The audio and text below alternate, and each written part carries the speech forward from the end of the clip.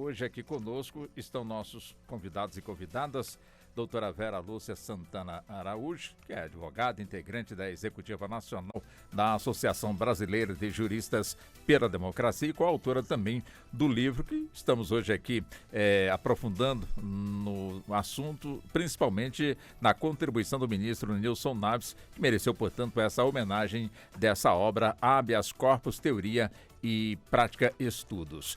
Também conosco a doutora Ana Maria Reis, ela que é integrante do Elas Pedem Vista e também integra a Associação Brasileira das Mulheres de Carreira Jurídica. Também conosco, doutor Bruno Espinheira Lemos, advogado, presidente da ANACRIM, aqui da nossa capital federal, e conselheiro da Comissão de Ética da Presidência da República. E também o doutor Vitor Minervino Quintieri, que é advogado, criminalista, professor universitário. Todos os nossos convidados aqui, mais 65 profissionais, portanto, aí da área do direito, são coautores e autores, portanto, aí do livro Habeas Corpus, Teoria e Prática Estudos, em homenagem ao ministro Nilson Naves.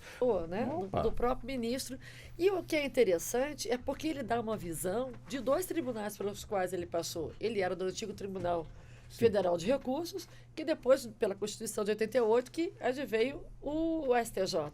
Então, ele tem essa presença nos dois campos. Então, eu acho que é muito representativo em relação a isso. Ou seja, tendo julgado inúmeros habeas corpus, tendo apreciado muito essa questão, ele foi durante anos, ele não foi exclusivamente direito penal, mas ele foi durante muitos anos direito penal.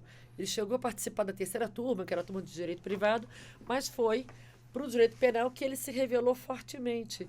E isso o revelou também por conta da sua aposentadoria na atuação como advogado. E ele, como advogado, tem se mostrado um menino, né? Assim, com vontade de trabalhar, com vontade de aperfeiçoar. No dia do lançamento do livro, ele fez um pronunciamento em que ele falava isso. Ele falava dos números do HC, da quantidade que aumentou.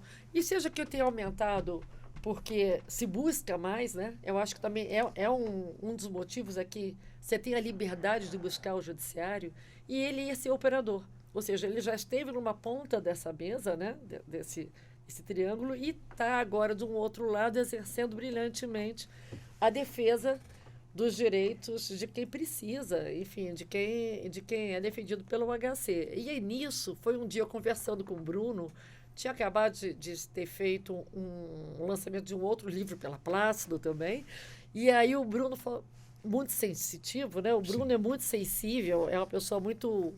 É aquele baiano misturado com espanhol, muito firme, muito nato e muito espontâneo. Ele falou, olhe, uma pessoa que precisa agora ser homenageada, e tem que ser agora, que a gente precisa homenagear, que a pessoa especial é a ministra Nilson Naves. E aí foi facílimo regimentar esses quase 70 autores, e o próprio ministro Nilson Naves ficou muito satisfeito com essa iniciativa que foi do Bruno. E o resto vem com o Bruno, né, Bruno? Conte aí. Então conta, você já foi escalado, então é com o senhor, doutor Bruno. Bom, a Ana foi muito feliz e eu diria que podemos encerrar o programa, mas mas só está começando, tem muita coisa para a gente conversar. Não, observe, eu fico muito contente de perceber o seguinte, é o que me disseram no primeiro momento em que nós começamos a divulgar a obra, né? O nosso interesse em escrever a obra em homenagem ao ministro Nilson Naves. E alguém bateu nas minhas costas e disse assim, homenagear ministro na ativa é fácil. Agora, quem já está aposentado, rapaz, dessa vez você está de parabéns. Eu fiquei, não sei se era um elogio, Ana não sabia se aquilo era um elogio, ou enfim, fiquei reflexiva, mas assim, Ana sintetizou algo da sensibilidade do ministro Naves, que eu destacaria em alguns pontos, e um deles, evidentemente, dito pelo próprio ministro uma vez, num momento de tranquilidade do lar, na casa do Pedro, o filho dele, que é um amigo querido, né, Ana? E ele dizia o seguinte, poxa, meu pai é aquele promotor que não existe mais hoje em dia, mesmo no Ministério Público, com essa sensibilidade. Nos idos da década de 70, ele promotor de justiça em Palmeiras do Oeste, interior de São Paulo. Ele chega na cidade, a primeira coisa que ele vai é a delegacia, pede para reunir todos os presos que estão na cidade e começa a ouvir cada um, para saber o que ele tinha feito quais eram os problemas e como se poderia dar uma vida mais digna para aquelas pessoas. Ou seja, me parece que também, além do que a Ana disse, com esse depoimento de história de vida, não é? Me parece que está mais do que justificado o lançamento de várias obras em homenagem a essa pessoa, né? Mas não para por aí, quer dizer, o ministro Naves ele se sucede em uma série de discussões no âmbito do Superior Tribunal de Justiça, firmando uma jurisprudência garantista, protetora da Constituição. Quando se fala em garantismo, tem algumas pessoas que têm uma tendência de achar que isso, na verdade, é uma distorção, é um equívoco, mas isso simplesmente volta. É respeitar a Constituição, ninguém quer nada além disso. E esse garantismo, essa estrutura dos direitos garantidos fundamentais, que é não só amparado na Constituição, mas em tratados internacionais, evidentemente, mais amplos, a sensibilidade de perceber, evidentemente, casos, por exemplo, que foi emblemático uma decisão numa HC que considera-se o primeiro HC coletivo, um habeas corpus coletivo, concedido no Espírito Santo, numa impetração, não no Espírito Santo, de alguém, evidentemente, do Espírito Santo, individualmente, que estaria preso numa estrutura de containers. Não sei se você se recorda que isso aconteceu um tempo, né? E não tem nada mais indigno e desumano do que alguém estar num container em um lugar que durante o dia a temperatura vai a mais de 50 graus. E esse habeas corpus individualmente, que ao final ele acolheu, não é? Concedeu a ordem, ele de ofício estendeu para todas aquelas pessoas que estivessem na mesma condição, ou seja, presos em containers, né? Presos provisórios que estivessem em containers. Porque esse container é lugar de mercadoria e não de ser humano. E que isso violaria, na essência, profundamente a dignidade humana. Então, tem mais coisa, né, Vera? Mas é só para mostrar realmente quem é esse ser humano. Depois eu posso falar... Até uma correção até do que eu falei, né, Vera? Porque eu falei que estava dos dois lados, não, dos três lados. Ele foi promotor, ele foi juiz. Perfeito. E hoje é um brilhante advogado. Então, só para dizer que cada experiência dessa, cada vértice que ele participou, forma esse belo triângulo que reflete a atuação dele, né, Vera? Deixa eu colocar também a doutora Vera na conversa. Doutora Vera, já foi dito pelo doutor Bruno, pela doutora Ana. Agora eu quero ouvir também a senhora. Então, quando o doutor Bruno me convidou para tentar contribuir com a elaboração dessa obra, eu fiquei naturalmente muito encantada, emocionada, e convidei minha sobrinha, Luana Valério Santana da Silva, para fazermos uma pesquisa. E o habeas corpus, para mim, e todo esse processo me remontou muito ao início da minha própria carreira como advogada. Aqui em Brasília, não é, Walter? Naqueles tempos em que vivíamos ainda toda uma mobilização pelo fim da ditadura militar, e era muito recorrente precisarmos, assim, de última hora, íamos muito para o escritório do doutor Sigmaringa, da doutora Erilda Balduino, para ali impetrar um habeas corpus em favor de algum sindicalista, de algum estudante preso de forma rigorosamente abusiva, sem qualquer espécie de ordem judicial, sem o cometimento de qualquer conduta criminosa, salvo, não é, o grave delito de reivindicar por democracia e postular pelo fim da ditadura militar.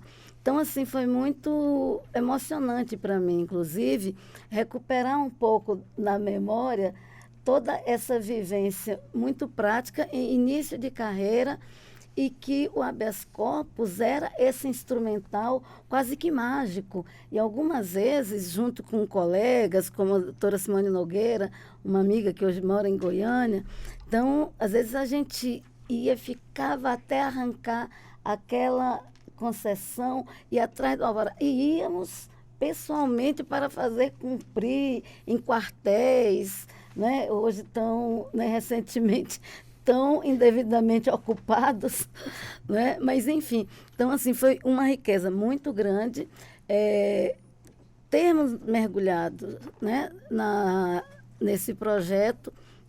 E aí depois, em algum momento, eu falo um pouco do artigo que a gente elaborou e mostra exatamente a grandiosidade e o comprometimento do ministro Nilson Naves com uma percepção não somente humanista, porque garantista do nosso Estado Democrático de Direito, que é o que preceitua a nossa Constituição Federal.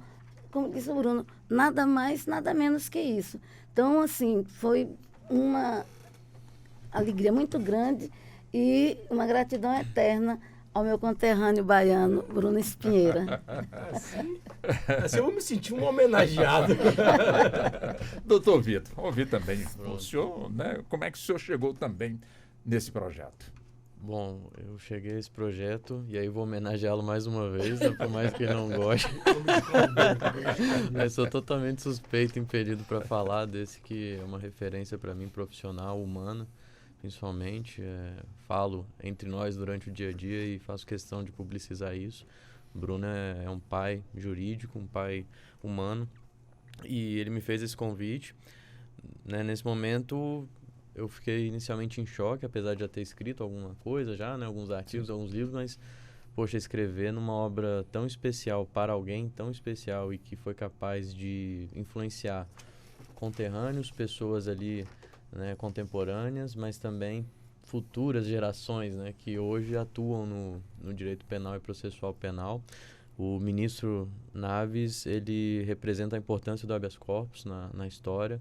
Ele representa e é um símbolo da infinidade de coisas que a gente pode e deve sim buscar e lutar através do habeas corpus, desde a questão da liberdade, como também buscas ilícitas, apreensões ilegais, dosimetria da pena, muito do que, inclusive aproveitando o gancho para falar um pouquinho da pesquisa que fiz, muito da jurisprudência que existe e é consolidada na terceira sessão se deve aos trabalhos lá atrás do próprio ministro Nilson Naves, que de uma maneira muito adequada e correta dava verdadeiras aulas de dosimetria da pena, um tema tão delicado e tão importante aqui no nosso regime constitucional, nosso regime infralegal. Então, em resumo, foi isso. Foi um convite que recebi com muita alegria da querida Ana, do querido Bruno, e, né, espero ter contribuído à altura dos autores e principalmente do homenageado, né, que presenteia a todos nós até hoje com suas atuações na condição agora de advogado e sempre professor.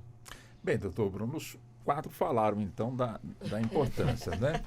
Agora tem mais gente que seria o caso citar nominalmente cada um dos Claro. que tem a sua... Então fica com o senhor. Claro. Né? Não, observe, essa organização carinhosa e cuidadosa feita por mim, por Ana, pelo Luiz Eduardo Colavô, pelo Maurício Matos, né? Somos os 4 organizadores dessa obra e 66 coautoras e coautores de todo o Brasil que carinhosamente, não é, estão aqui presentes com a sua marca, com a sua sensibilidade sobre não só o tema habeas corpus, mas sobre algo a respeito do ministro e sua história. Cada um deixando sua impressão, pessoas que conviveram lado a lado na tribuna.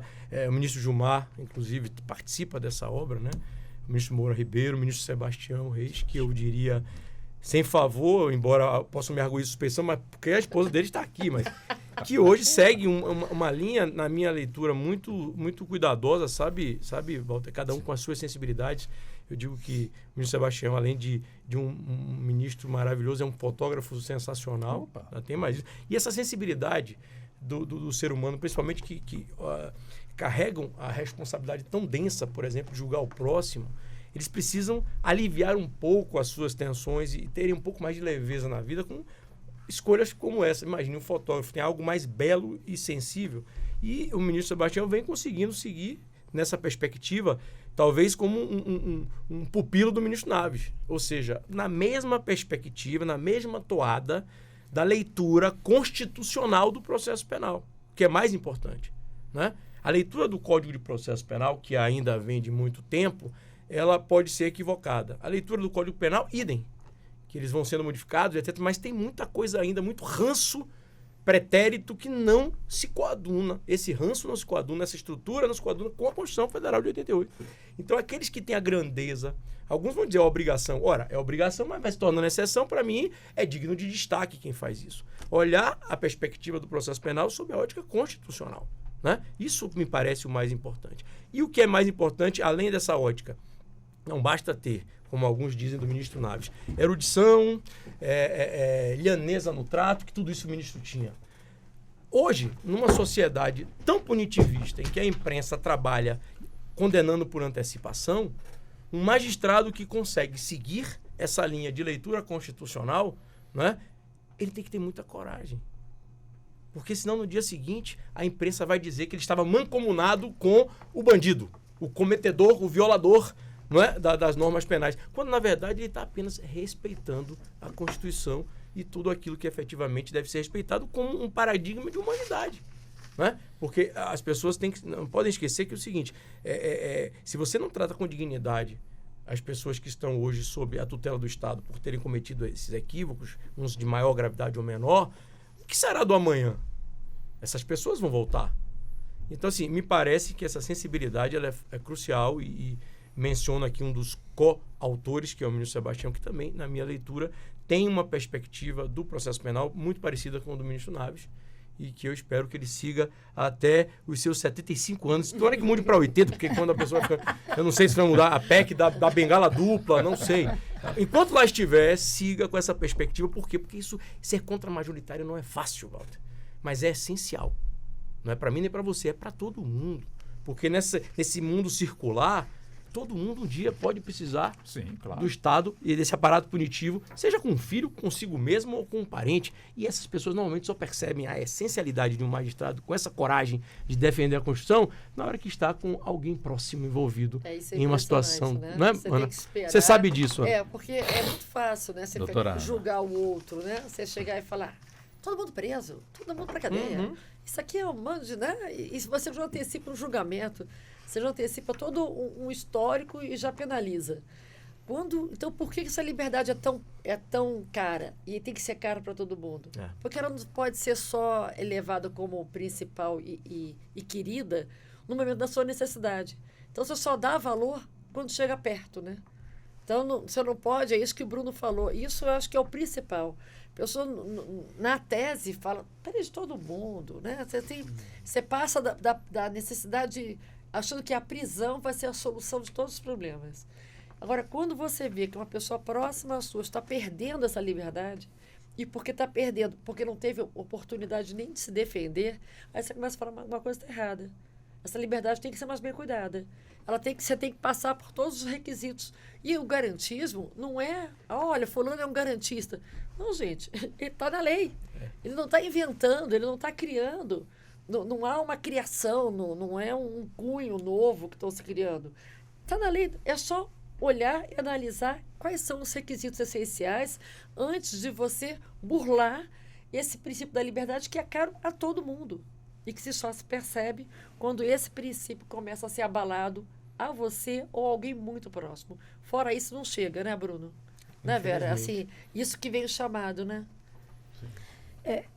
A provocação da própria sociedade, que é muito paradoxal, não é? Porque todos falam do primado da liberdade como um valor absoluto, como uma conquista, não é?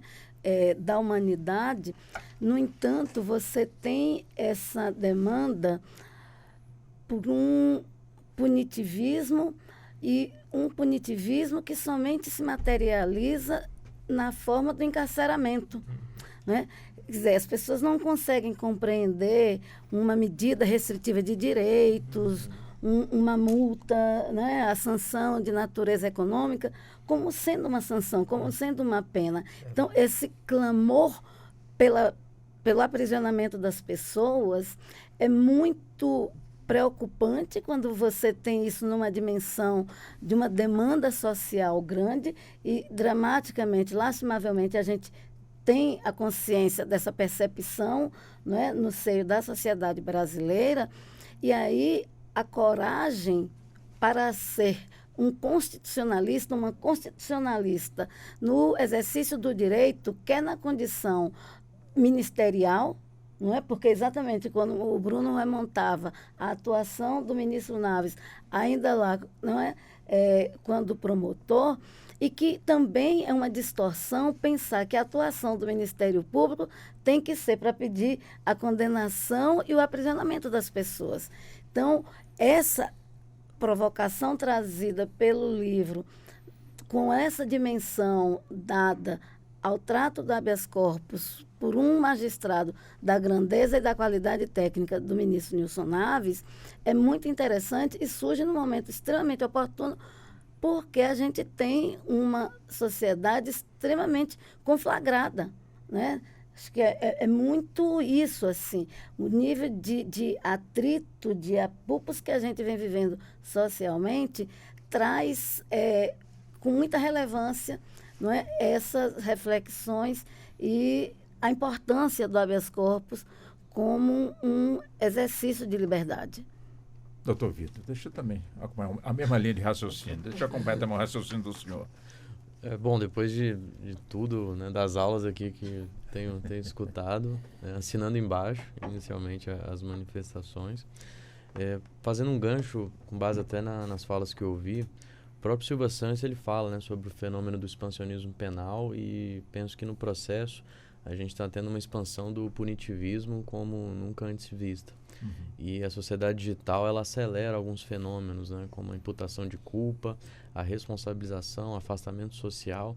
Ora, é algo que eu até abordo em sala de aula. As pessoas não costumam querer se aproximar de amigos, amigas denunciados e com o rosto publicizado ali de maneira ilegal. Então, a pessoa, além de morrer em vida diariamente ao responder por um processo, quando tem a sorte de estar solta, é condenada antecipadamente, tem várias de suas liberdades cerceadas. Então, o habeas corpus e a coragem que a magistratura deve ter, sim, em trabalhar a liberdade como regra. Por mais que tenhamos vários e vários livros doutrinários, lei, constituição, tratados internacionais falando isso, mas parece que a simples interpretação literal muitas vezes é ofuscada, né, por neomalabarismos interpretativos. Então, essa busca pela liberdade, a coragem de se aplicar a regra, a coragem de explicar à população o que consiste um processo penal, quais são as delimitações de uma punição, os reflexos, que, por exemplo, acabar com mitos do tipo pena restritiva de direito não é nada, não é muita coisa.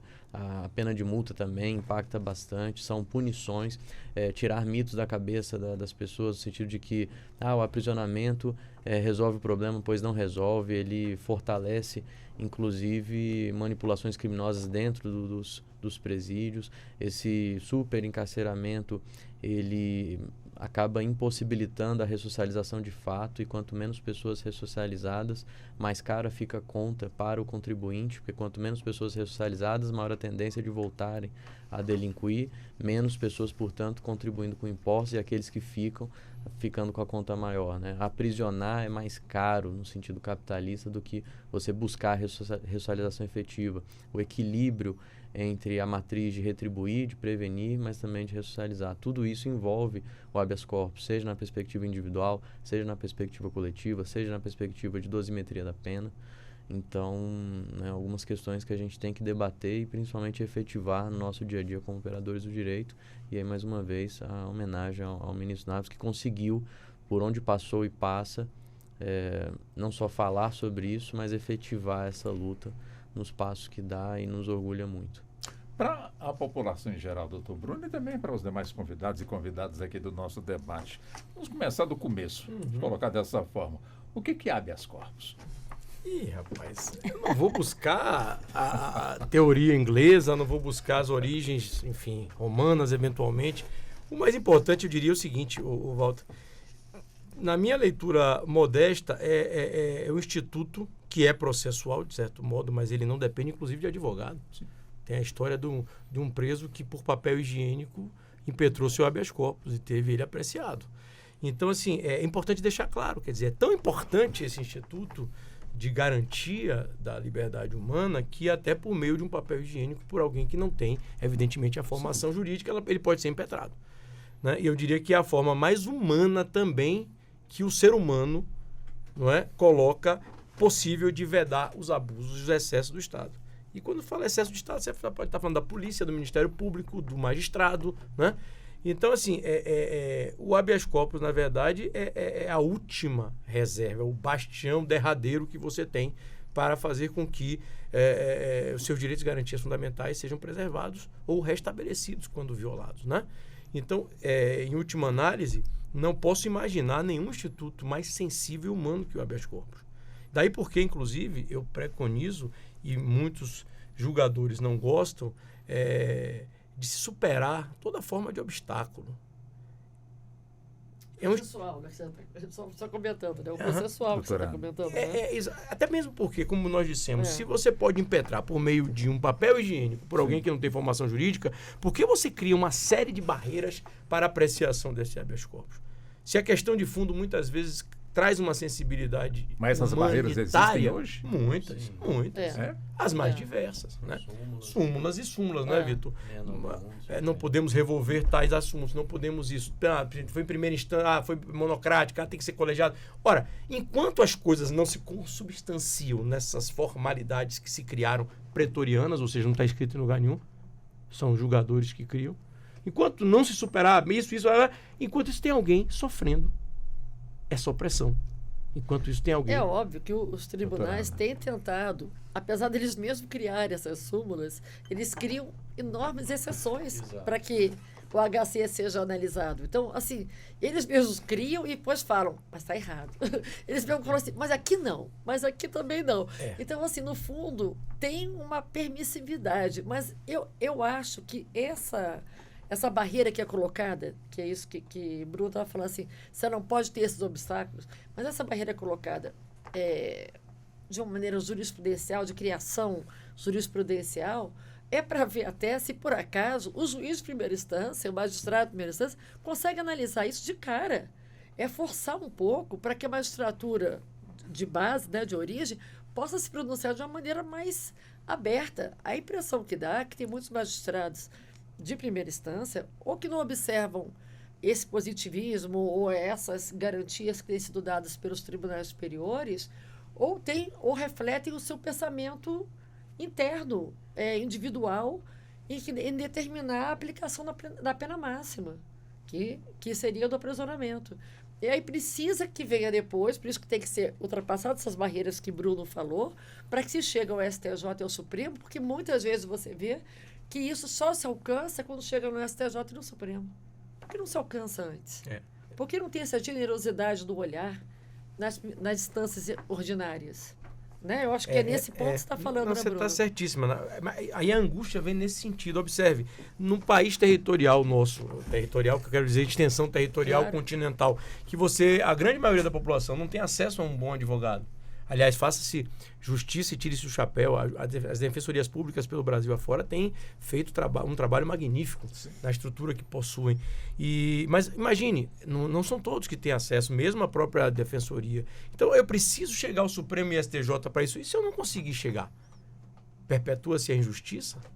Por isso é que eu digo, a gente precisa o menor formalismo possível em matéria de habeas corpus. Se entender o que se quer ao fundo, pedir, pode se conceder ou não quer dizer que tenha razão.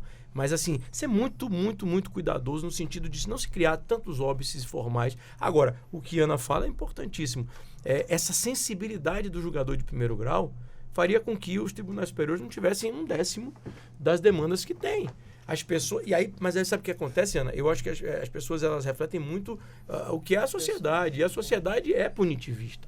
Então, o juiz, em essência, é punitivista, lamentavelmente. O juiz, às vezes, se confunde com o Ministério Público como sendo acusador. Recentemente, a gente começa a ver, juiz, você não pode. Isso aí é o Ministério Público. Às vezes o Ministério Público não quer, mas o juiz quer. Como assim? E, ao mesmo tempo que Vera falou mais cedo, o Ministério Público, e como nós demos o exemplo do ministro Naves quando jovem, né? E promotor. O Ministério Público, ele é o fiscal da lei. O que significa ser fiscal da lei? Não é condenar por condenar. É analisar a situação e dizer, olha, isso aqui não está correto. E realmente o cara tem que ser solto. Viola aqui o artigo tal. Não, o Ministério Público é só acusar. De forma alguma. Não é isso que está na Constituição. E eles sabem disso. Só que tem uma grande parte que vem desse mesmo ranço, desses mesmos juízes de primeira que querem e se veem como os Batmans e justiceiros de ocasião. E não é a função deles, na verdade. Né? Mas, enfim, vamos seguindo, porque eu já ia entrar pelas políticas públicas. A gente pede tanta punição, mas não pede educação. Ninguém vai pra rua gritar por educação. Vai gritar por punição.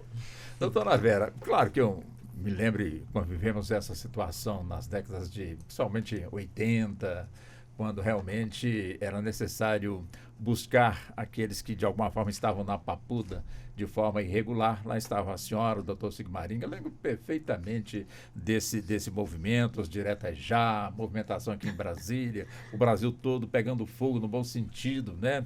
Pela redemocratização, portanto, aí do país. E lá estava a senhora jovem, continua jovem, né? Mas buscando justamente com que a justiça pudesse ser feita através desse instrumento do habeas corpus. Quer dizer, naquele tempo, né, entrar com habeas corpus era fácil realmente de fazer valer, portanto, esse instrumento. É diferente de hoje, alguma coisa cresceu, progrediu, está estagnado. Evidentemente, estamos falando aqui da garra, da luta, do legado deixado também pelo ministro Nilson Naves. Enfim, conta para nós desse momento lá atrás, fazendo uma comparação para o momento atual, doutora Vera. Bom, naquela época, a instrumentalização do habeas corpus por advogados, né, como nosso querido, saudoso Luiz Carlos Sigmaringa Seixas, e aí todos nós já, sob as lições do pai dele, doutor Antônio Carlos Sigmaringa, Sepúlveda Pertence, o Grossi. Então, assim, informalmente, eu tive uma escola jurídica política da mais alta qualidade, né? Indiscutivelmente da mais alta qualidade. E tínhamos, naquele momento, uma sensibilização política no âmbito dos operadores, né, dos profissionais do sistema de justiça, em que você tinha uma acolhida razoável para a concessão de habeas corpus naquelas ocorrências muito do cotidiano mesmo, das manifestações, da organização sindical. Então, assim, encontrávamos uma receptividade razoavelmente boa na interposição, quando da interposição de habeas corpus naquelas circunstâncias. O que não significa que nos graves processos, e aí sim, os processos relativos às perseguições políticas, às prisões políticas, que os instrumentos processuais, e aí, à época, se manejava ainda muito pouco o habeas corpus com a dimensão processual que hoje se opera, não é, professor Vitor? Então, assim, era diferente, né? Acho que todos os recursos no sentido da processualidade penal à época, é preciso a gente distinguir que uma coisa era para aquelas circunstâncias muito imediatas de manifestação de rua, o que não se confunde com a processualidade dada aos casos decorrentes das perseguições políticas da mesma ditadura, não é? Então, assim, e hoje a gente não lida mais com ocorrências, digamos assim, de perseguição política no sentido de massa que a gente vivenciava naquele momento, mas a gente tem, com outro formato, processos de graves perseguições políticas, como foi o período mais recente brasileiro, em que o próprio, agora presidente Lula, foi vítima de uma processualidade exclusivamente política, antijurídica, e que somente por manifestação, decisão do Supremo Tribunal Federal, pode haver a correção de tudo aquilo. Correto? Então, assim, são processos diferentes, então é importante, né, para não dizer que, né, naquela época da ditadura que a gente tinha facilidade para obter habeas corpus, não. Então, até porque eu já vivenciei o processo de transição dessa luta democrática, em que você não tinha mais a condenação política. Quem já estava condenado, estava condenado. Quem estava fora do país, estava fora do país. E agora, né, quando a gente, inclusive, celebra a primeira lei de anistia política no Brasil, então são cenários diferentes. Eu peguei já aquela situação que era muito comum.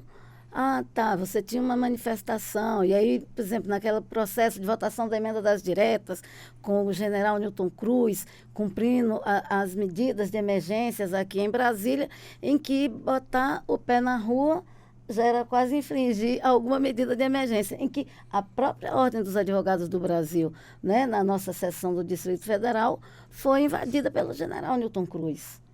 Entendeu? Então, assim, são contextos distintos, mas por óbvio que hoje você tem um alargamento, inclusive, para a instrumentalização processual do HC.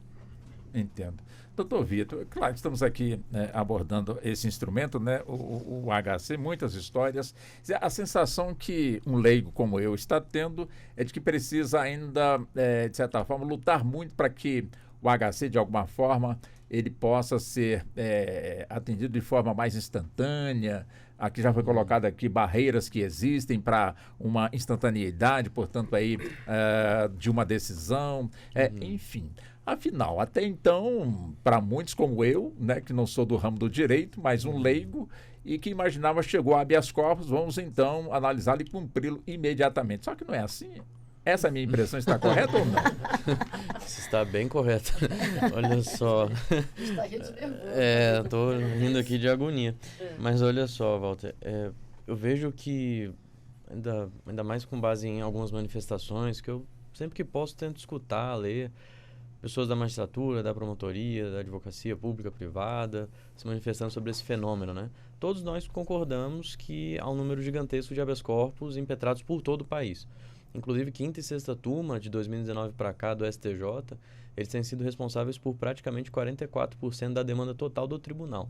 E muito dessa demanda se dá justamente através de habeas corpus que chegam. Então, acho que um problema que é comum a todos nós é o sistema recursal / de impugnação das decisões de primeira instância. Ao contrário do CPC de 2015, que ali, por volta do artigo 1025, salvo engano, trouxe a questão do agravo de instrumento, aprimorou o agravo de instrumento, o CPP ele não passa por reformas estruturais, em termos de recursos, há muito tempo. Você até teve pacote anticrime, dando um bom dia ali, tentando trazer alguma hipótese de reze, alguma coisa nesse sentido, mas basicamente no exercício da advocacia, no exercício da acusação, os operadores têm ao seu dispor reze, apelação, com processamentos muitas vezes distantes da sociedade rápida e célere que temos. E, ao mesmo tempo, nós temos habeas corpus e algumas jurisprudências pontuais que vão excluindo algumas súmulas, como, por exemplo, a súmula 691, e os operadores nesse mar de recursos e todos aflitos, né, e vendo as injustiças causadas. Eu penso que a palavra-chave dos próximos 10, 50 anos seja a racionalização do sistema processual brasileiro. Por exemplo, para um leigo, o que é isso? A racionalização é, por exemplo, melhorar a qualidade do filtro que se faz quando o juízo analisa por uma primeira vez uma denúncia. Sim. Se a gente comparar, fazendo uma analogia aqui entre processo civil e processo penal, as hipóteses de absolvição sumária com as hipóteses de extinção ou de julgamento antecipado do mérito no processo civil, a gente não tem hipóteses tão latentes e tão amplas como o processo civil possui. Então, o que eu estou querendo dizer com isso? Quantas e quantas vezes nos deparamos com denúncias lacônicas e que são recebidas porque se coloca o tal do indúbio pro societá? Algo que não existe em lugar nenhum, textualmente falando, né? Não é princípio, não é uma lei, é uma criação doutrinária que prevalece sobre várias garantias que desde Ferraioli e outros são previstos no nosso sistema. Então, a racionalização desse sistema processual desde a primeira instância, isso diminuiria processos natimortos, isso aumentaria a confiabilidade e, principalmente, melhoraria para ambas as partes a percepção do que está sendo discutido. Porque quantas e quantas vezes discutimos através de habeas corpus questões justamente processuais. Se antes a gente lutava pela liberdade de ir e vir diretamente, hoje em dia conseguimos, raramente, mas conseguimos, trancar ações penais, por exemplo, gerar a rejeição de denúncias. Tudo isso porque o nosso sistema ele, não está adequado a 2023. Não está adequado à velocidade das relações sociais. E aí, com base nessa não racionalização do sistema processual e recursal, e aqui eu clamo para que o Legislativo dê prioridade às tramitações dos códigos, principalmente o Código de Processo Penal. A gente fica com essa demanda reprimida. Os tribunais de segundo grau simplesmente travam pela quantidade de habeas corpus, então atrapalha os julgamentos, por exemplo, de apelações criminais.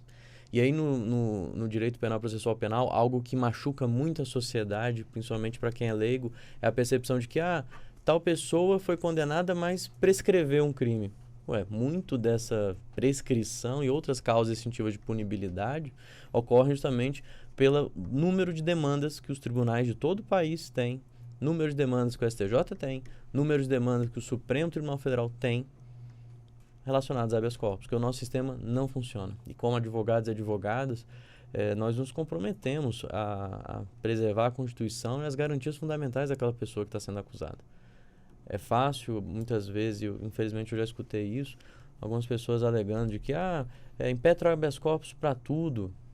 Ora, quais ferramentas a gente tem, né, para contestar ilegalidades? No processo penal, é importante que o amigo ouvinte perceba, se já não percebeu, mas preste atenção nisso que eu vou falar.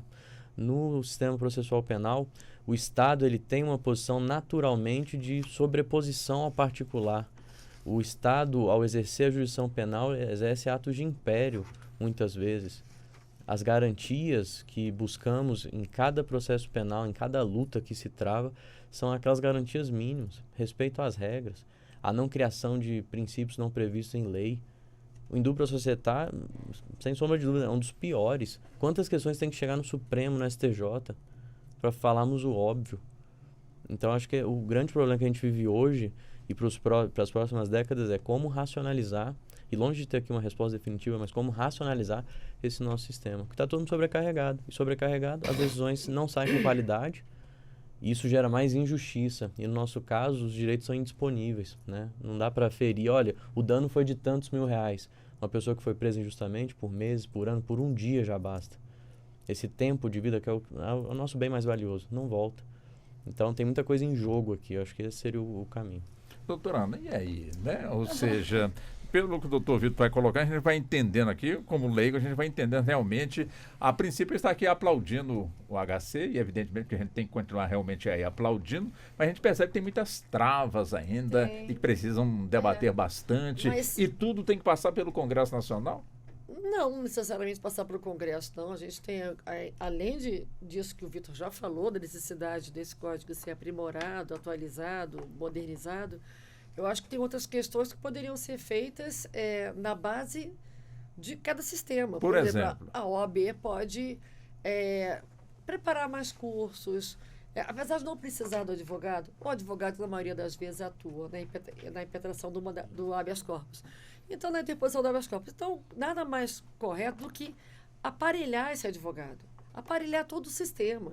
A gente tem visto que chegam no STJ vários HCs sem até a decisão que é objeto do HC, da prisão. Tem HC que eles copiam a ação penal originária imensa, vai e vem 6, 7 volumes, e ninguém indica. Fala assim, aqui está o processo, me dá aqui esse HC. Loucura, mas não diz onde é que está a folha, que folha que se encontra, o documento que está aprisionando aquele sujeito, os motivos.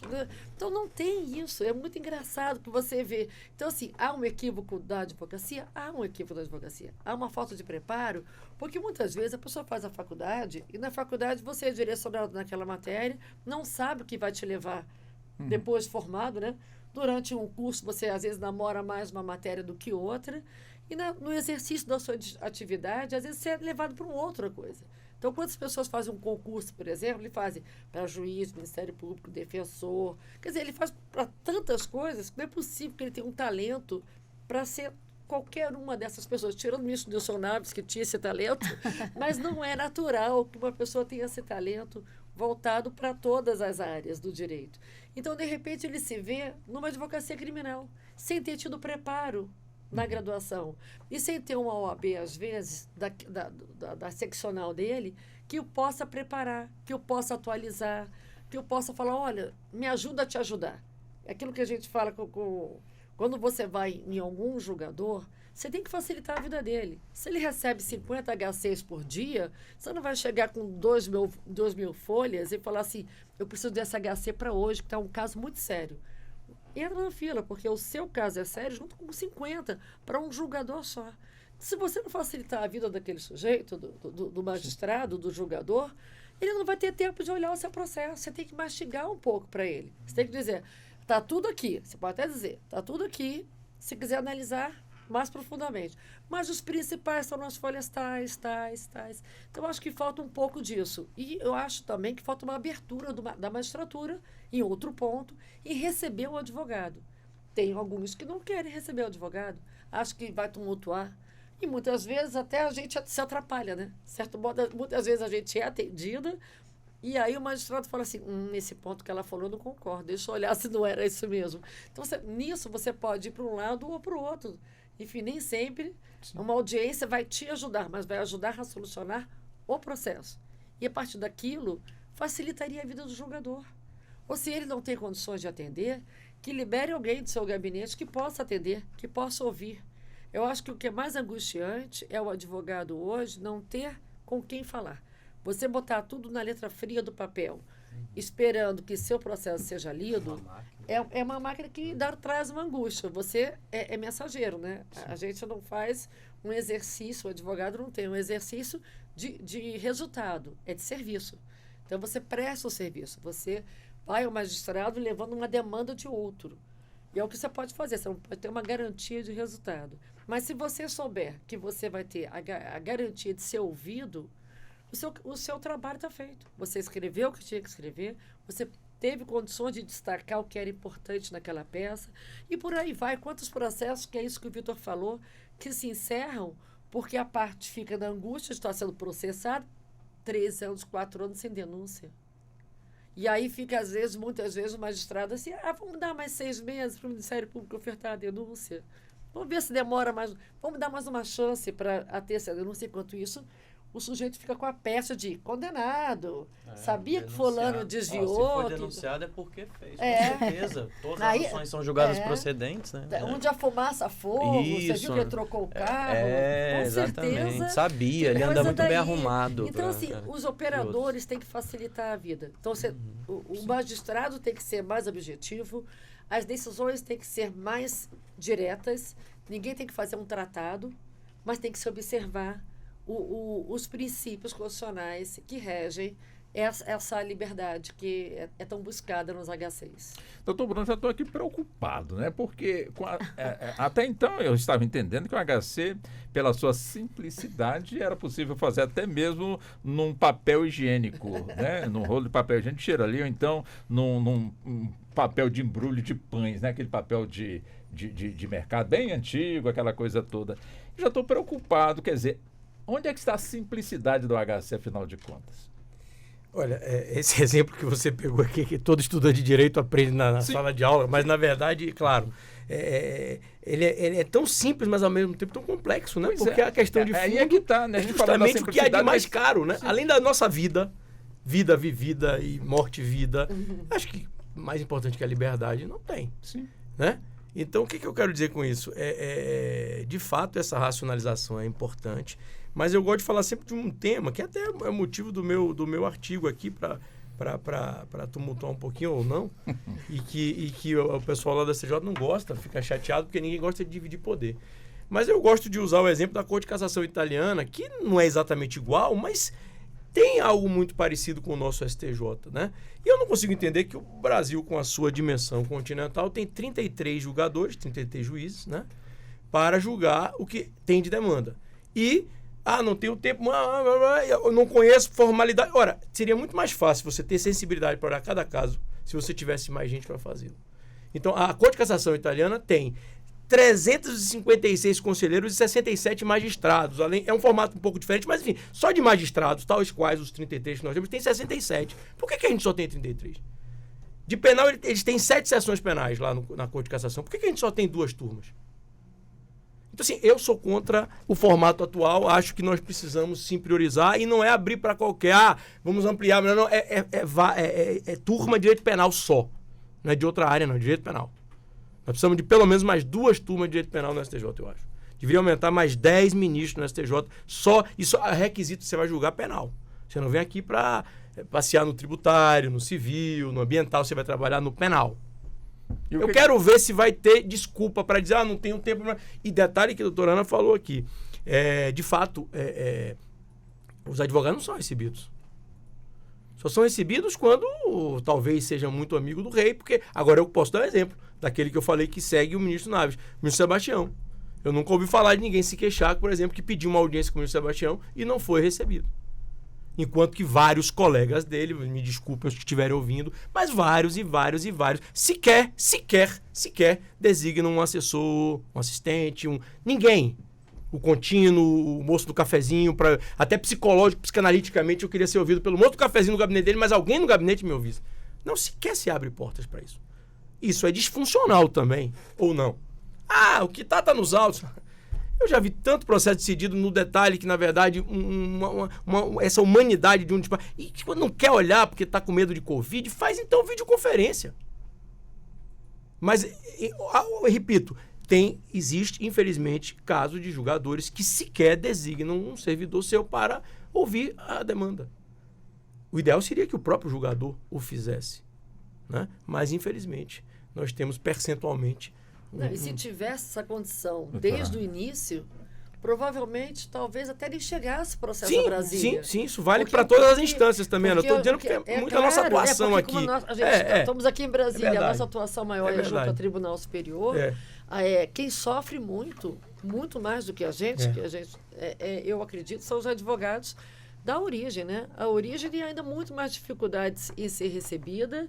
E outra questão também é a abertura, não foi só do preparo do advogado, eu acho que tudo tem que ser, a gente tem que sintetizar o máximo possível para chegar na mão do jogador, mas também o jogador tem que estar preparado para saber como está a jurisprudência dos tribunais superiores. Tem vários tribunais, e o STJ tem feito esse dever de casa, aí deixa eu puxar a sardinha para o STJ, que eles têm ido aos tribunais, têm se manifestado e falado, vocês não estão olhando a jurisprudência consolidada das turmas de direito penal. Eles vão ao Tribunal de São Paulo, eles vão aos tribunais de Minas Gerais, de outros estados, e falam, olha, nós entendemos dessa maneira. E a gente tem visto também a conversa que há com alguns tribunais que, às vezes, têm uma visão diferente. Tem aqueles tribunais que estão situados em fronteira, então eles têm uma visão, digamos, do tráfico de drogas de uma maneira diferenciada de quem está na capital. Então, é também importante que haja essa conversa, esse diálogo. Por que está penalizando tanto um estado tal? Porque o meu temor é que isso vire... que as drogas cheguem mais fácil no nosso país. Então, às vezes tem um temor de ficar um pouco mais pesado, mas que isso vai em desencontro ao que o STJ e o Supremo já falaram. E até mudando completamente da questão penal tão forte em si, do tema da liberdade em si, tem um habeas corpus que também é importante, que o ministro Lewandowski, com todas as mulheres presas, com filhos até 12 anos... É impressionante como ele precisou aceitar. Era um HC coletivo, ele foi dado a todas as mulheres que tinham filhos abaixo de 12 anos, que não tinham com quem deixar esses filhos, para que ficassem em casa com essas crianças. E todos os dias, se olhar o andamento desse processo, ele todos os dias aceitava outro processo, porque alguém não obedecia à orientação do Supremo Tribunal Federal. Era uma orientação de que não deveria se cumprir essa prisão fora da sua casa, e todas estavam aprisionadas fora. As crianças não tinham com quem ficar. E aí, ao ponto que ele chegou de não mais aceitar os processos e passar, então, a encaminhar ofícios aos juízos de origem, falando, observe essa decisão. Então, falta um pouco de esclarecimento não há um engessamento. Você pode muito bem colocar a sua posição, marcar a sua posição e falar, mas em respeito ao que foi decidido no tribunal tal, eu estou aplicando a súmula, a orientação, o que vem vindo. A gente sabe também que tem também muita, dependendo de como vai sendo atualizado os tribunais superiores, vão se atualizando os jogadores, vai mudando um pouco a formação daquela turma. Sim. Então, às vezes, uma turma que era mais pesada, mais a brincadeira, a câmara de gás, às vezes ela se torna garantista, porque de acordo com a formação vai mudando. Então, que não tem uma influência de um aspecto político, que influencia. Então, pode alterar. Outra coisa é essa jurisprudência, às vezes, vacilante. Não, eu quero acompanhar a turma tal, não quero acompanhar a turma X, não. Então, o que precisa é uma definição do Supremo em teses importantíssimas que poderiam evitar esse acúmulo de H6 que tem chegado aos tribunais superiores e que tem vetado que, na origem, quem é o grande... O quem busca por esse HC não seja atendido. Então, esse acúmulo, eu acho que é isso, não acha, doutora Vera? Só tem um minutinho, doutor, depois eu volto com a senhora, mas pode formular. Vera. Então, rapidamente, é porque quando ela fez aquelas observações sobre a formação dos advogados, das advogadas, e com muita pertinência, e aí, linkando com a fala do Bruno sobre os magistrados que não nos recebem, e aí você vê na primeira instância a questão da formação dos juízes e das juízas. Muito discutível e que você nitidamente percebe a insegurança e aí passa a não receber porque não se sente apto e apta a fazer, num diálogo ali de gabinete, um debate sobre a questão que está ali posta nos autos. Então, esse é um outro recorte que a gente também precisa destacar nesse debate. Perfeito, e nós vamos prosseguir com o debate, inclusive eu vou voltar com o senhor, que o senhor estava abriu uma parte para a doutora Ana, doutora Vera, e o senhor para complementar. Nós vamos sair para o nosso intervalo, 1 hora já se passou, e daqui a pouquinho a gente retorna e vamos entrar na segunda hora aqui do nosso debate. Peço licença, vamos ao intervalo, voltamos em instantes. Até já. Você está ouvindo Justiça na Tarde.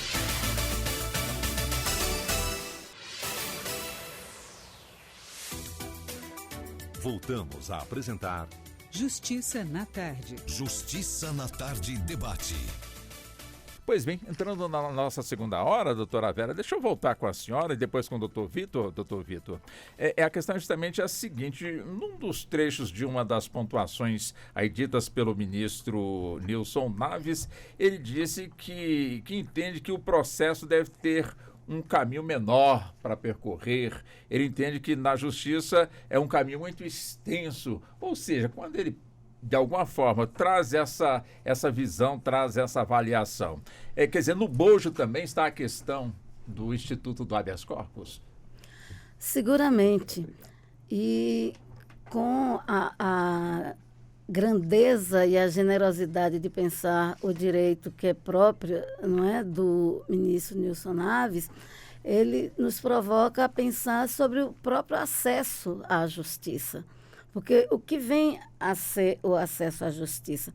Você, além do direito subjetivo de ação, não é, que a nossa Constituição garante a todo cidadão, a toda cidadã, mas você tem que ter os meios próprios. No caso da processualidade do HC, que é nosso tema hoje, não é, no específico, em que pese poder ser impetrado por qualquer pessoa leiga, por qualquer cidadão, por qualquer do povo, não existir uma forma pré-definida para a interposição do habeas corpus, e o Bruno já tem ressaltado aqui, né, com muita pertinência, é que na prática a gente encontra cada vez mais óbices para acessar o habeas corpus, para tramitar um habeas corpus.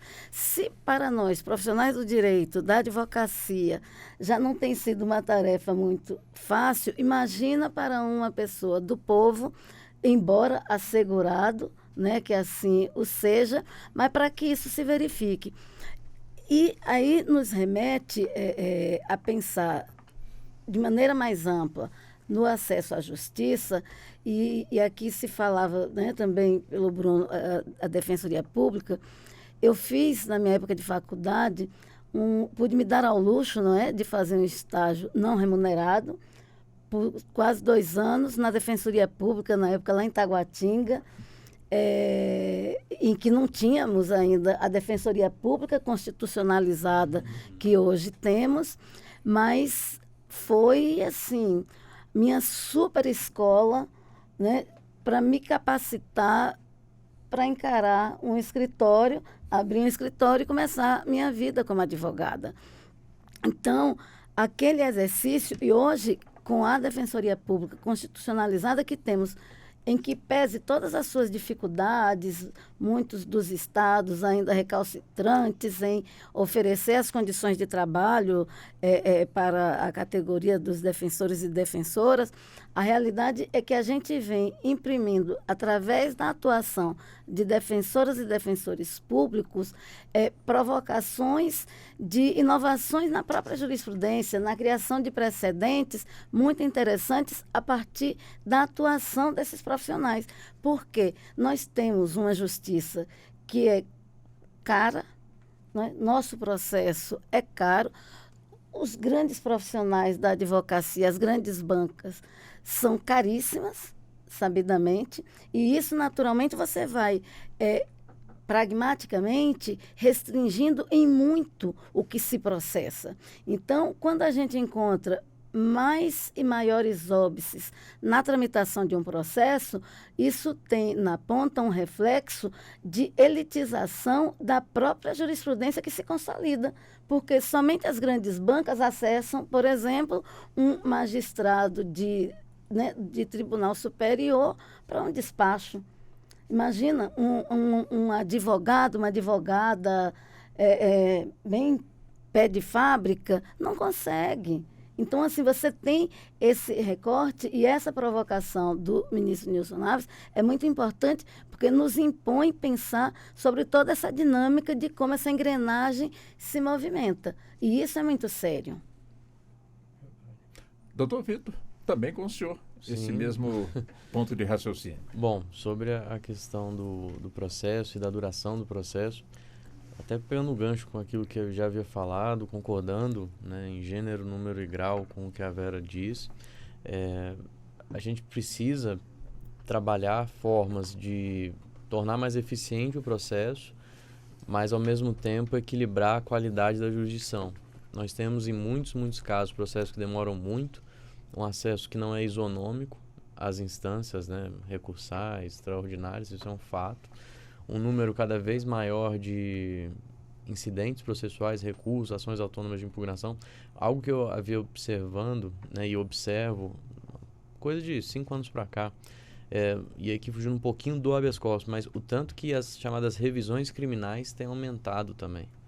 Essa questão de um lado, a estipulação de metas e metas e metas, e bandeira 1, bandeira 2, bandeira 3, metas 100, e o declínio da qualidade jurisdicional, o que tem gerado muito provavelmente um aumento de revisões criminais ou ainda de habeas corpus que são recebidos como revisões criminais e que geram, né, anulações de condenações, geram modificações sensíveis na dosimetria de pena. Então, assim, processos estão demorando muito, que geram muitas vezes injustiça, e isso tem que acabar. A gente tem que aprimorar o sistema para um sistema mais rápido, mais fluido, que permita ao juiz matar processos que simplesmente não fazem sentido, seja porque a autoria não está bem delimitada, seja porque a materialidade não esteja bem delimitada, fazendo com que a gente foque naquilo que efetivamente tem que ser discutido em um processo penal. Não é todo e qualquer fato da vida que deve ser levado para o processo penal, e hoje em dia, até quando me mandam perguntas, né, sobre professor, o senhor viu um vídeo sobre tal coisa, tudo, as pessoas já perguntam no sentido de qual o crime? Às vezes o crime é algum. A gente tem que trabalhar com essa hipótese, né, da tipicidade, né, da falta de um dos elementos do crime, né, do aspecto dogmático. A gente tem que revisitar um pouco a dogmática penal para aplicarmos na prática e racionalizarmos e tornarmos mais rápidos, né, esse processo. Acho que está tudo ali encadeado, se eu pudesse mencionar. O doutor Vitor, ele tem um compromisso inadiável e ele fez a solicitação, claro, né? A gente já sabia, doutor Vitor, só temos que agradecer ao senhor, nesse momento o senhor esteve conosco aqui, evidentemente vamos estar mais vezes juntos, sempre com essas abordagens muito importantes aí para a nossa população. Agradecemos muito ao senhor pela gentileza aqui com a Rádio Justiça. Eu que agradeço, Walter, os queridos Bruno, Ana, toda a Rádio Justiça, a querida Vera. É um prazer estar aqui, espero ter ajudado e, né, dentro do possível, vou acompanhando aqui o restante desse debate, que muito me interessa. Um abração a todos e até a próxima. E eu prossigo aqui com o doutor Bruno. Esse mesmo ponto também posto aqui pela doutora Vera, também pelo doutor Vitor, enfim, esse ponto de vista justamente aqui do ministro Naves, que entende que o processo tem um caminho menor, mais curto. Então, eu gostaria de ouvir a reflexão do senhor. Esse tema me angustia, em todos os sentidos. Mas por quê? Me angustia porque a racionalização que tanto se preconiza não pode se tornar aquilo que o Dr. Vitor fala, meta 1, meta 2, meta 3, meta 4 e metaverso, porque o que acontece? Você está tratando de liberdade humana e processo penal é outra história. Tá? É óbvio, o Ferraioli tratava da necessidade de penas curtas e efetivas. Ao contrário do que a sociedade clama, 15, 20, 100, 200 anos, ele diz, olha, que seja dois, mas que você pague. Então, isso tudo é muito discutível com relação à pena e com relação à razoável duração de processo quando se trata da área penal. Óbvio que se morre em vida quando você responde um processo penal. Né? As misérias do processo penal são absolutamente irreparáveis em qualquer circunstância. Condenando ou não condenando. Até porque, veja bem, além da pena, se você for condenado, você já tem uma pena de responder ao processo, porque é uma verdadeira pena. Então, assim, eu tenho muito medo de se querer preconizar toque de caixa para processos complexos que envolvam crimes de complexidade em nome de uma racionalidade, uma pressa que pode gerar ao fim e ao cabo uma injustiça. Até porque é sempre mais fácil dizer não, né, Bruno? Sim. Ter um não é sempre mais fácil. A gente até brinca, né? Olha, eu não tenho pressa no processo. Eu prefiro que olhe com calma para ter o possível. Mas que no fim das contas a gente tenha realmente a ampla defesa e o devido processo legal em sentido amplo e não formal, como muito acontece, entendeu, Walter? Nós temos casos que são visíveis, que começo, meio e fim, com os atos processuais formalmente praticados, mas que a gente, ao fim e ao cabo, viu que aquilo ali foi só uma pecinha de teatro que Shakespeare se angustiaria, porque no fim das contas já estava tudo, não é crônica de uma morte anunciada, né? E aí, Vera, você falou da defensoria, aí eu tenho que dar um depoimento aqui, porque foi a melhor e a maior escola da minha vida, foi a assistência judiciária do município de Simões Filho, né? E hoje não, na semana passada eu encontrei meu contra-cheque de estagiário, ao contrário da sua que não pagava, ela pagava. Era um salário mínimo e meio, algo assim, menino, mas eu fazia farra no final do mês. E olha, Veriana, foi assim um momento, o ápice da minha carreira, do ponto de vista humano, do ponto de vista de aprendizado. O que eu ganhei de ovo de quintal, abacate, galinha viva, e quem quisesse que devolvesse... O primeiro que eu fiz isso, que a mulher, a secretária, disse, nunca faça mais isso, não. Uma coisa tem nada a ver com a outra. Que eu fazia, olha, isso aqui é uma assistência judiciária. Formalismo de princípio. Só que a assistência judiciária não posso ser remunerado. Aí eu olho... Oxi, o senhor não vai aceitar uma galinha minha, não? Até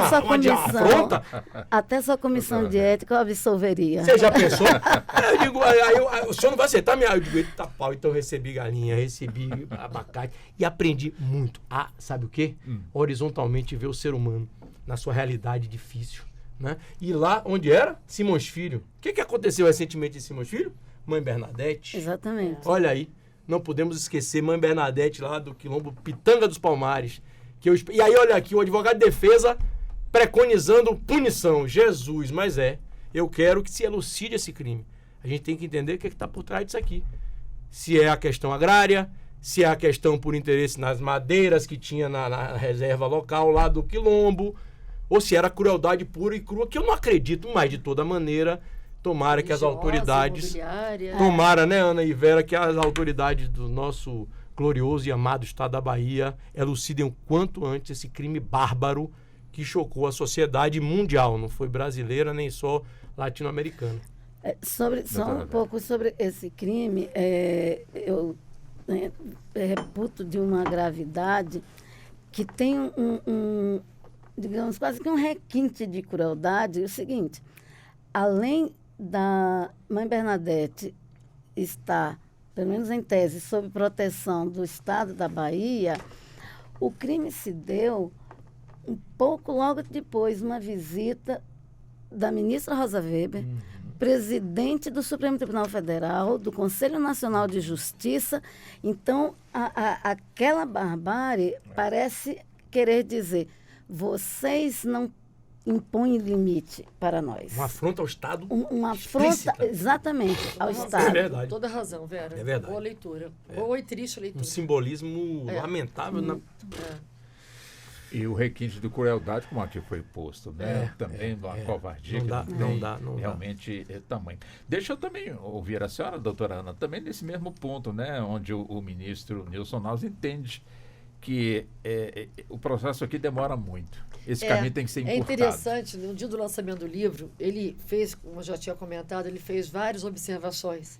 E ele fala até com muita glória, assim, ele fala com vantagem, falando o número de habeas corpus que têm sido impetrados. Então, ele é favorável, ele acha que é um instrumento valioso.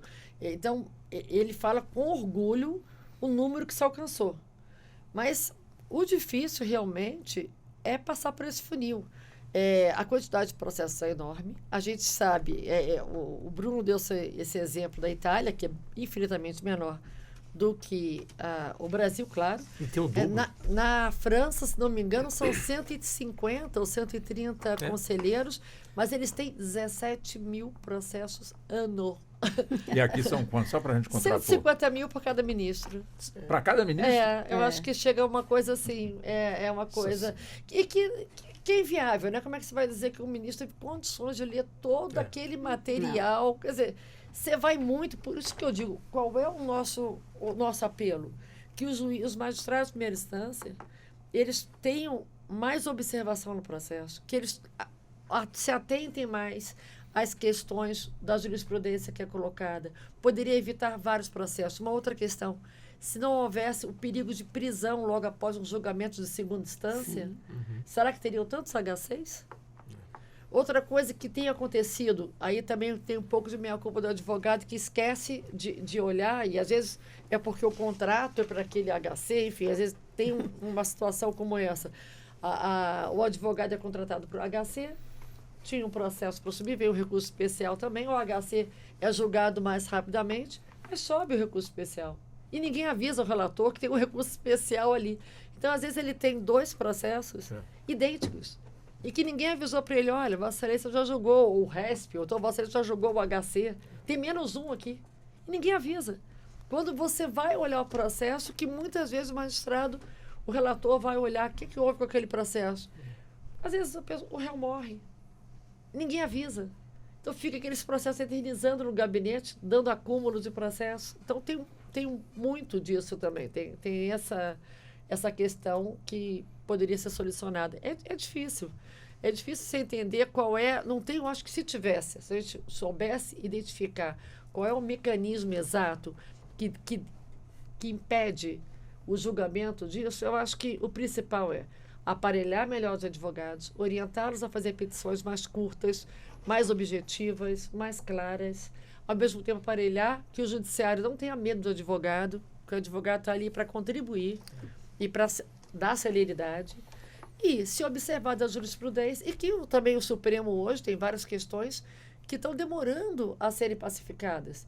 A gente ouve e acompanha, a gente que acompanha aqui a Rádio Justiça e acompanha os julgamentos do Supremo, volta e meia fala, a primeira turma entende de um jeito, a segunda turma entende de outro. Por que não pacifica?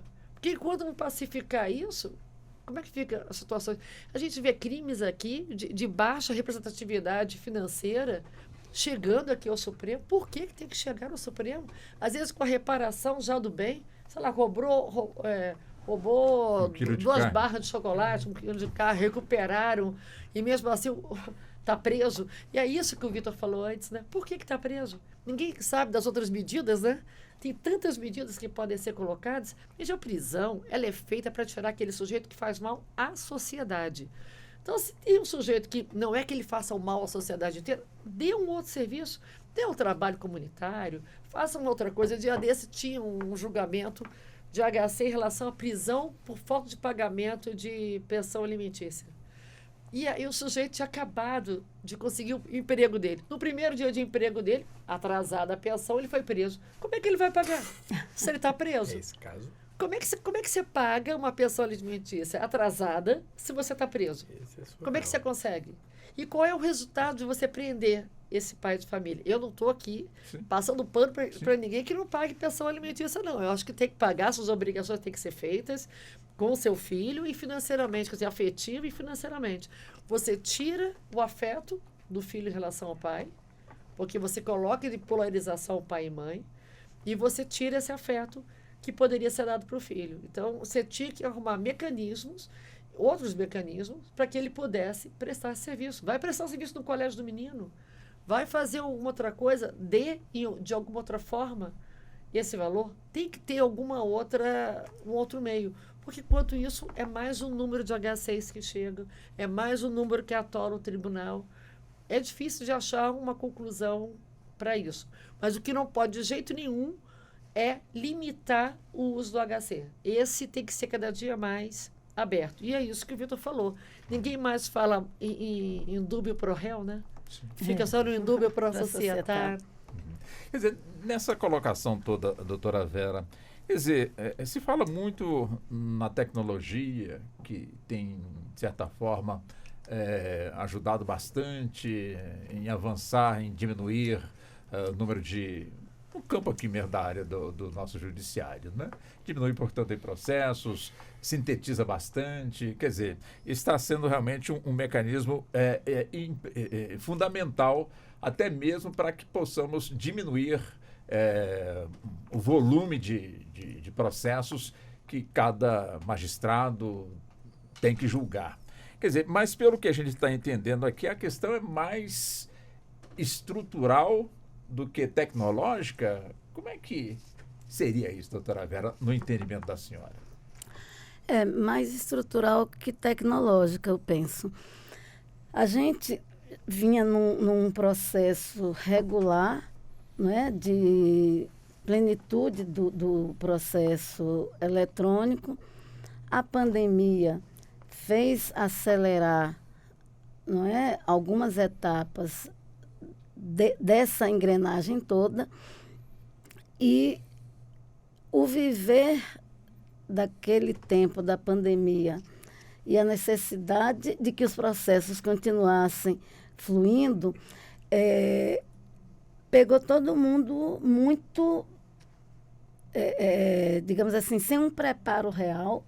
Muitas das vezes você vivenciando situações pessoais, familiares, de gente acometida pela própria Covid. Então, assim, foi tudo muito atropelado. E eu acho que a gente não está encontrando ainda a devida recomposição de coisas, quer pela advocacia, no sentido do papel que aí tem que ter a Ordem dos Advogados do Brasil, e aí menos ainda da estrutura como um todo do sistema de justiça e fundamentalmente do Poder Judiciário, porque é, em última análise, quem incrementa e define, não é, todo esse fluir. Então, eu tenho realmente muitas críticas à forma com que esse processo foi efetivado. Hoje em dia, mesmo com os juízes, e talvez mais difícil hoje, você tem um despacho com um juiz de primeira instância do que com um magistrado de segundo grau, não é? E isso não contribui para uma qualificação maior do serviço jurisdicional que tem que ser prestado para a sociedade, não é? Então, eu acho que a gente precisa fazer um diálogo mais desarmado, mais parceiro, mais construtivo entre todos os partícipes da estrutura do sistema de justiça, de modo que você não elitize cada vez mais e mais o que se produz como serviço judiciário, como prestação jurisdicional do Estado. Essa é uma coisa que me aflige em muito, Walter.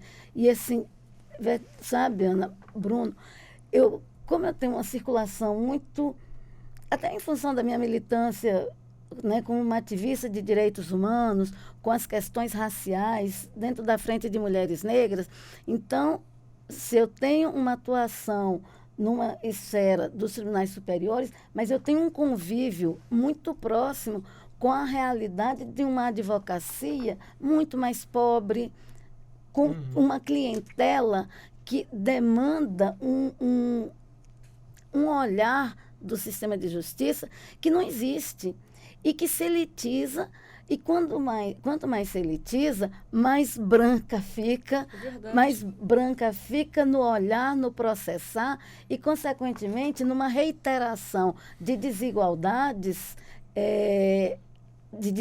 a partir da desigualdade racial, que é estrutural no país, que é muito grave. Então, todo esse funcionamento como a gente tem hoje, em nada promove aquele acesso no formato aludido pelo ministro Nilson Naves. E muito pelo contrário, nos afasta e Elitiza. elitiza Tem razão. e reitera, sabe? Reifica uma seletividade que não é somente na esfera do direito penal, que a gente vê muito a questão da seletividade da justiça em relação às discriminações e às desigualdades raciais, muito no sistema penal.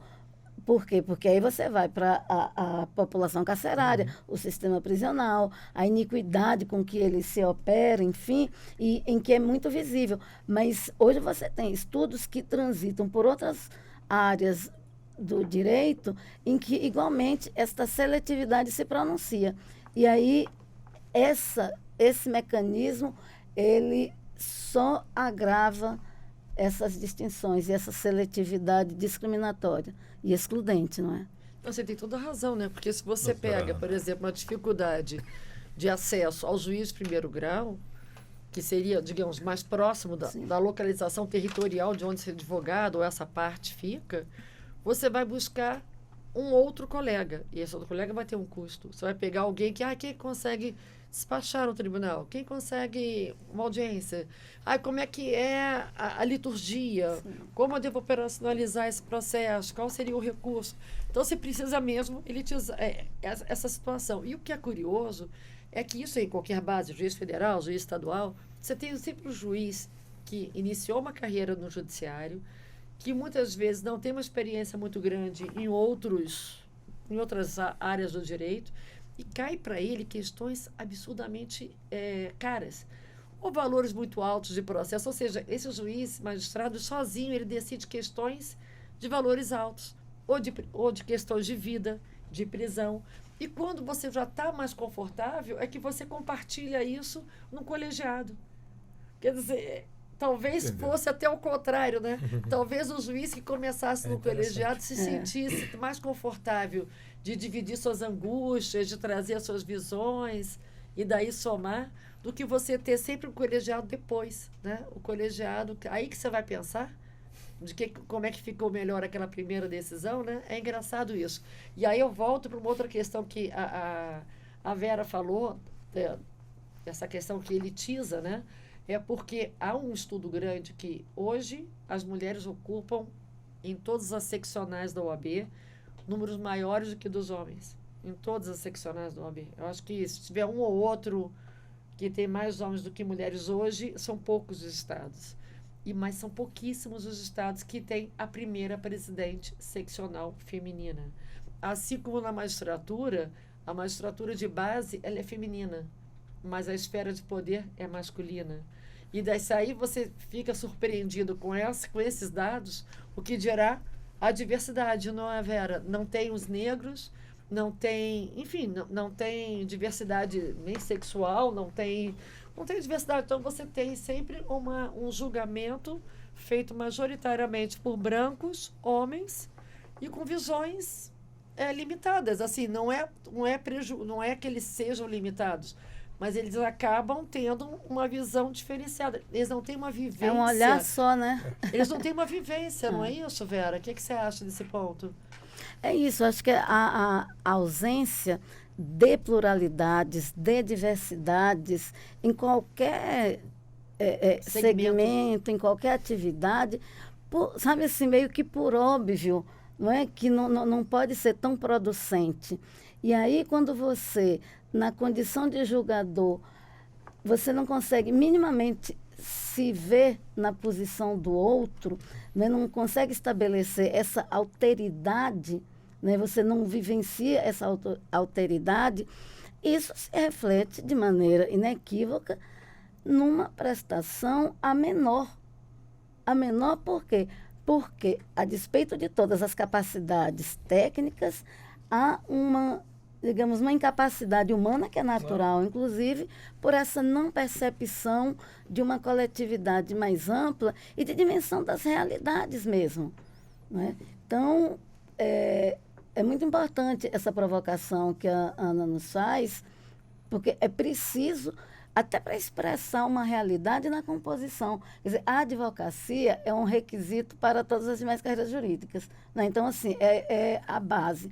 Quer dizer, mas o mesmo nosso sistema da OAB igualmente não expressa na sua organização do sistema de ordem a presença de mulheres na organização de poder da OAB. Talvez por isso ela tenha pouca intervenção com algumas questões mais de ponta no funcionamento da justiça. Doutor Bruno, também nessa mesma linha de pensamento, gostaria de ouvir o senhor, só acrescentando também, quando se fala aqui na formação do operador do direito, passando ali pela faculdade, só que se fala muito de que o Brasil tem, ao que parece, excesso realmente de faculdades, né?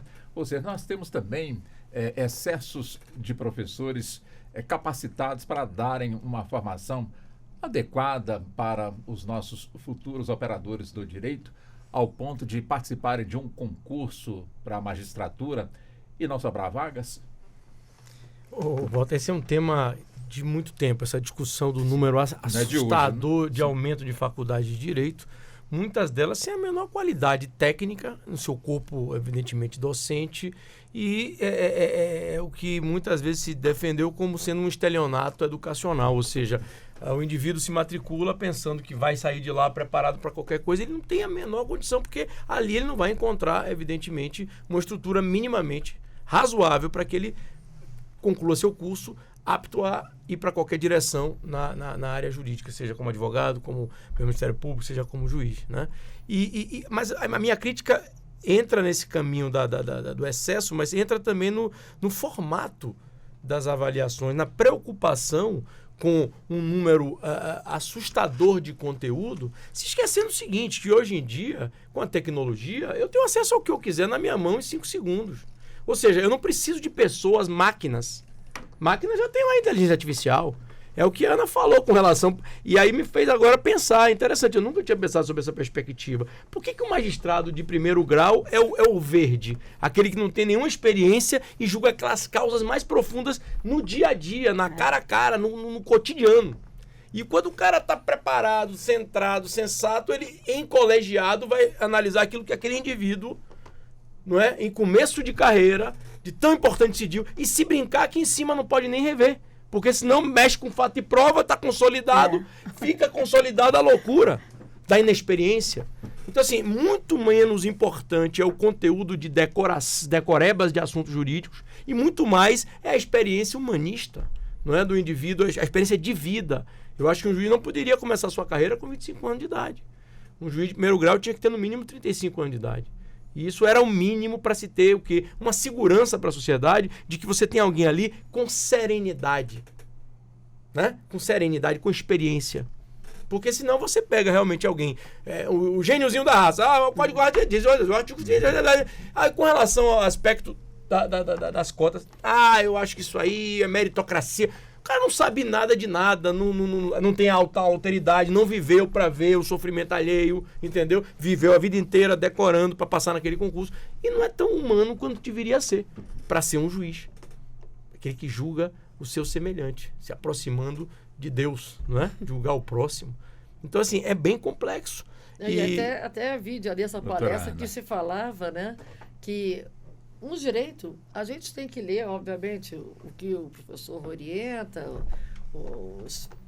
as teses e tal, mas tem que ler literatura, tem que vivenciar. Ana, Machado de Assis é fundamental. Se souber... Não, mas quem que diz que quem sabe só direito não sabe nada, absolutamente nada.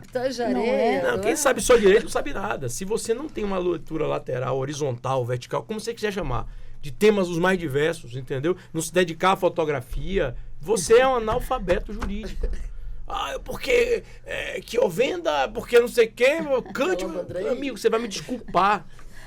Mas como ser humano, sua nota é 0, entendeu? Vá ler poesia, entendeu? Vá ler os clássicos, vá ler o que você quiser. Bula de remédio, mas não fique só preso à letra fria da lei, porque você vai ser um julgador insensível. Vocês dois colocaram a experiência profissional exatamente na defensoria. Então, verdade. vocês não foram, porque eu fui assessor do ministro tal, não é? verdade. Assim, você teve a honra e o prazer de trabalhar com o Sigmaringa, que é uma escola, né? Grossi, Pertence, enfim. Realmente, Brasília soube dar profissionais que inspiram até hoje, e são pessoas assim, que se revelaram ou numa via partidária, ou numa via popular das pessoas. Não é nunca pessoas que eram só inteligentes porque sabiam aqueles livros de cor. É verdade. Então tem que saber mais profunda o artigo e tal. É como diz, hoje em dia, então, é até ridículo, né? Para que você tem que pegar um vadimeco, gente? Pega o Google, você vai lá no artigo tal e você vai pesquisar, vai saber colocar a questão. A nota de rodapé não pode ser a que vai balizar o magistrado ou o defensor, ou num concurso, né? Numa prova. Isso. A nossa conversa está muito boa, mas vamos fazer o seguinte: temos 20 minutos de programa e 7 minutos eu vou ter que deixar para as considerações finais. Então, caímos para 13 minutos. Então, eu peço a cada um dos senhores, do senhor e também das senhoras, para que possamos falar realmente da importância e a contribuição desta homenagem que está sendo prestada ao ministro Nilson Naves através desta obra. E começo com o senhor, doutor Bruno Pinheiro. Eu, no começo, já disse, não é, Walter, que um promotor que fez o que ele fez logo no seu primeiro dia de trabalho numa comarca do interior de São Paulo, reunindo os presos para verificar quais eram as condições, porque eles estavam lá e como poderia se dar um tratamento digno a cada um deles, isso para mim sozinho já demonstra quem é esse ser humano. E veio com a experiência de 25 anos de magistrado, trazendo, como eu disse, referências essenciais, não é, balizas fundamentais para aquilo que eu considero uma compreensão do Código das leis penais como um todo, não é? Todas as leis penais, ao lado e, como eu disse, na leitura constitucional de tudo isso, né? É da dignidade humana acima de tudo, é se indignar com os absurdos cometidos contra aqueles que estão segregados de liberdade, como era o caso do ministro, não é? E fazendo jus a essa homenagem, e tem um trecho que ele repete o tempo todo, Vera e Ana, que eu acho incrível. Uma vez ele falou num jantar que eu estava com ele, depois eu acho que, se eu não me engano, ele falou isso, eu me lembre se ele não falou isso no dia lá da homenagem, do lançamento, que a turma da terceira sessão, que seria a quinta ou sexta, não sei exatamente que ministro, disse assim: olha, se nós não tomarmos cuidado, o Naves vai revogar o Código Penal. Então, quer dizer, é uma pessoa que, na verdade, não foi ele falou, e ele falou, eu já tinha ouvido isso, e cada vez que ele fala, eu me regozijo. É como se fosse a primeira vez, entendeu? Prazerosamente escutar ele dizer isso novamente. Mas aquilo simbolicamente quer dizer muito. Quer dizer, é alguém que tem como referencial e paradigma não a punição pela punição. E tudo ao que está ao redor, o ser humano que está ali. Até porque quem está ali cometendo, tirando evidentemente situações muito pontuais, tem toda uma história de vida que o levou para aquele momento, aquele lugar. E aí, vamos falar de exclusão, né, Vera? Não tem nada mais excludente do que o sistema prisional. Quem é que está lá dentro? 50%, quase 60% de jovens negros. Especialmente pela questão do tráfico e pequenas quantias, normalmente. Ou seja, isso é um problema gravíssimo que as pessoas têm que olhar de frente e entender por quê. E é o que, quando me revolta e me chateia, punição, justiça, e ninguém vai pra rua gritar educação, saúde, condição digna, acabar com a exclusão. Ninguém empunha a bandeira e fica na internet botando seu ódio a essa falta omissiva de políticas públicas. Agora, punição, todo mundo quer. A gente vai na ponta final da história. Tudo que vem antes, que seria fundamental para não se estar nessa ponta, ninguém parece que esquece que isso existe e que isso é prévio, entendeu? Então, assim, o ministro Naves, digo e repito, com essa sua visão evidentemente sensível, humana, acima de tudo humana, corajosa, porque além, como eu disse, não basta ter conteúdo jurídico, não basta ser o que ele é, um gentleman, uma pessoa de uma sensibilidade, de um cuidado com o outro, mas ao lado disso tem que ter coragem para, em votos que definem vidas, não é? Você dizer, olha, eu sou contra-majoritário, apesar do Ministério Público ter dito isso, no caso, por exemplo, emblemático, que foi o primeiro que se resignou contra os abusos das interceptações inconsequentes e perenes, ou seja, a lei fala da questão da necessidade de renovação, 15 dias, tal. Tem casos que, esse caso específico que ele concedeu o primeiro habeas corpus para anular as interceptações, foram 2 anos insistentemente. É o Fishing Expedition, quer dizer, se eu não acho, eu vou tentar. Não tenho nada concreto, eu vou continuar até achar. Isso não existe, isso é ilegal. Isso não pode. E essa decisão paradigmática foi do ministro Naves. Olha, você não pode ficar por aí interceptando a vida toda do cidadão. Já olhou 15 dias, acabou, não achou, chega, meu amigo. Ou não tem nada, ou vá para outro meio, mas isso não pode, a lei não permite.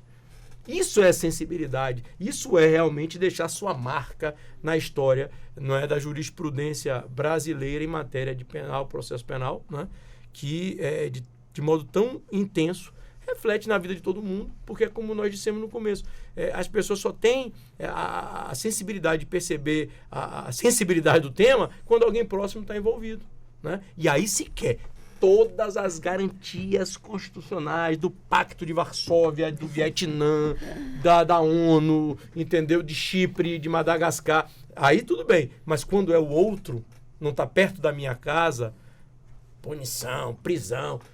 Então, essa sensibilidade que o ministro tinha desde sempre, coragem para ser contra-majoritário, às vezes ficar minoritário nos seus votos, mesmo que a turma não concordasse.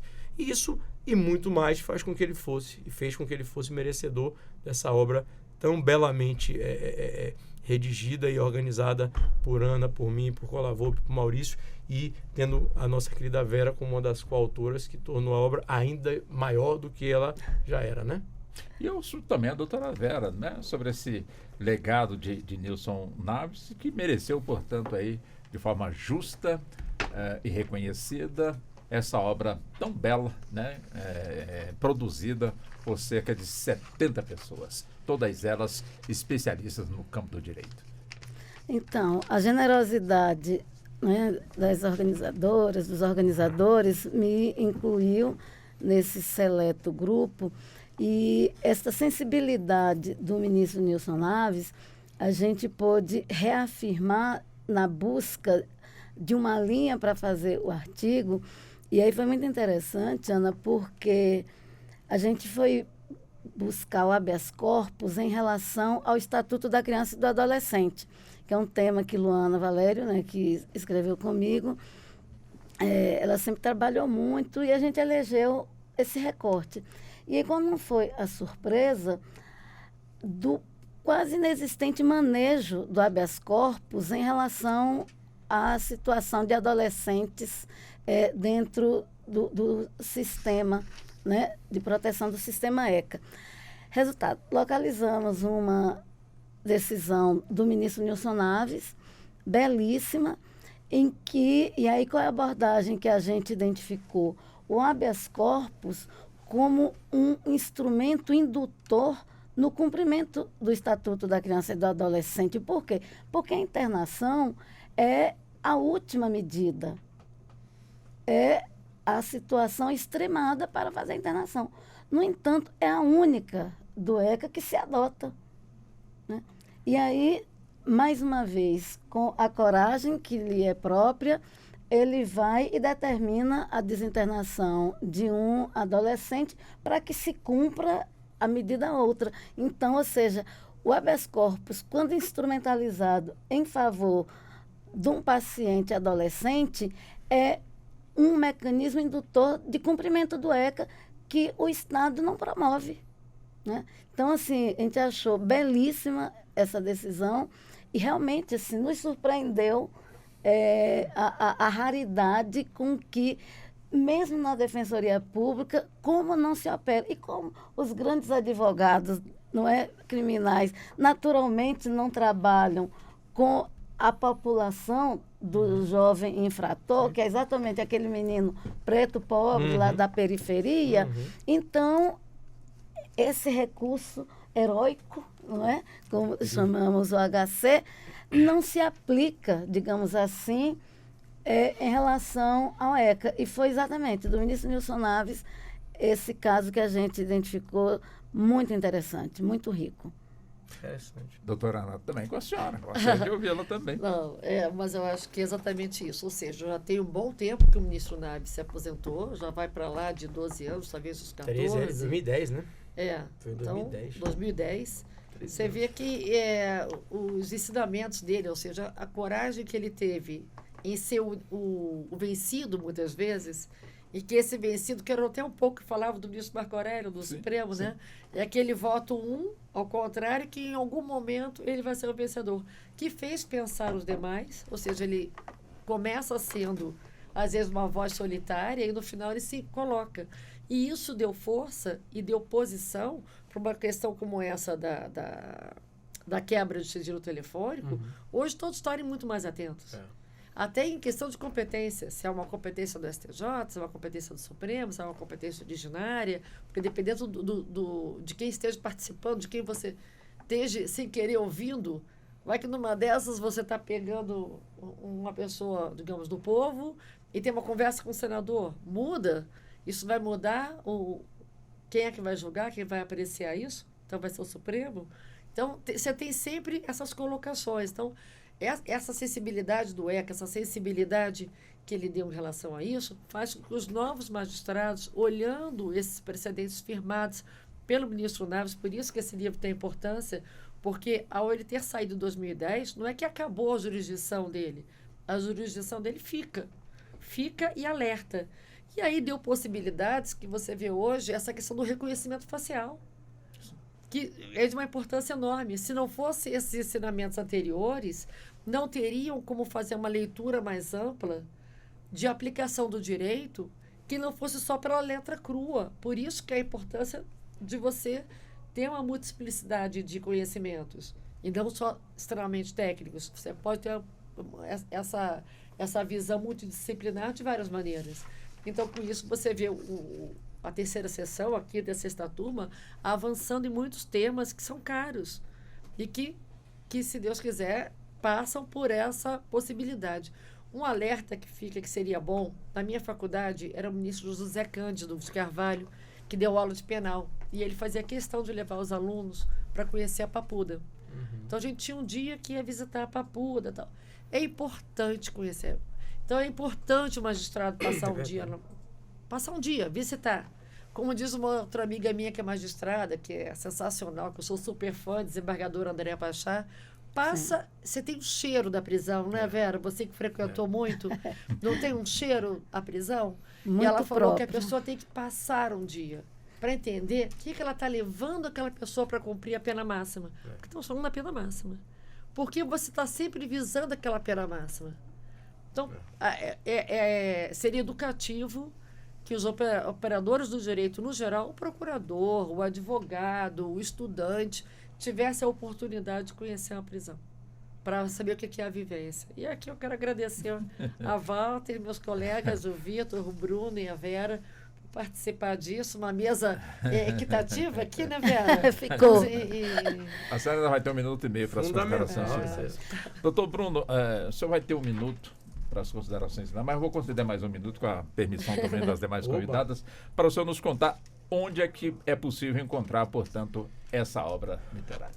Olha, Walter, na verdade, essa editora De Plácido, ela tem uma gama de grandes obras jurídicas e eu aconselharia a procurar na internet. Na verdade, a editora tem lá a sua página e, claro, você vai ter a Amazon, você vai ter várias formas, mas se quiser ir direto na editora, né, De Plácido, D''Plácido, que é o nome da editora, e automaticamente você vai ter acesso a comprar diretamente com a editora. Mas, claro, qualquer livraria e esses meios de aquisição.